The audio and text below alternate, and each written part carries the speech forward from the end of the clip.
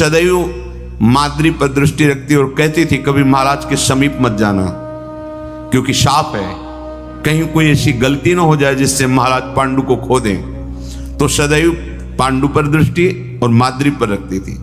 महान संत हैं कुंती जी, भगवान के भक्तों में अग्रणी हैं, बड़ी धैर्यवान है।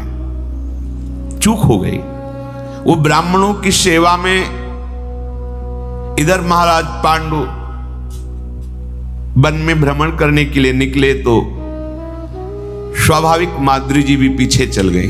यद्यपि नहीं जाना चाहिए था, पर प्रारब्ध बलवान होता है। जैसी हो भवतव्यता तैसी बने सहाय, आप ना आवे ताहि पे ताहि तहां ले जाए। पीछे मुड़ के देखा माद्री आ रहे। आज का देखना कुछ अलग हो गया।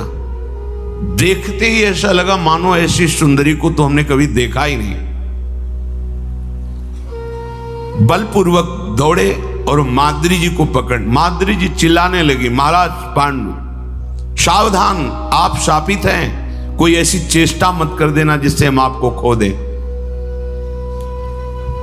पर इतनी वृत्ति प्रारब्ध से प्रेरित हो गई कि वो कहने पर भी बार बार वो सावधान नहीं हुए और बलपूर्वक माद्री को पकड़ लिया।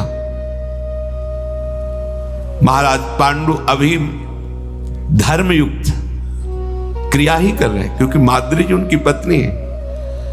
जेव ही गले से लगाया तेव ही हृदय गति रुक गई और मृत्यु को प्राप्त हो। साफ था,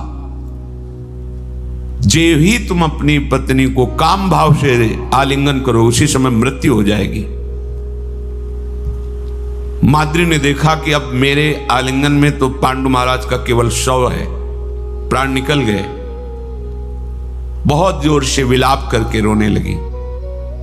ये स्वर कुंती के कानों में पड़ा। दौड़ करके वो आई और देखा महाराज पांडु मृतक अवस्था में। शोकातुर माद्री ने कहा कि हमने बहुत प्रयास किया, पर महाराज मेरी एक नहीं माने और मुझे हृदय से लगा लिया। कुंती जी ने बालकों को वहीं रोक दिया, नजदीक नहीं आना, और कहा तुमसे हमने कहा था कि कभी महाराज के समीप, इतने समीप मत रहना कि तुम्हें छू सके। आपने हमारी बात नहीं मानी। माद्री जी ने कहा मैंने प्रयास किया, पता नहीं मेरे को क्या हो गया था कि मैं उनके पीछे चल रही, ये साप से प्रेरित होकर।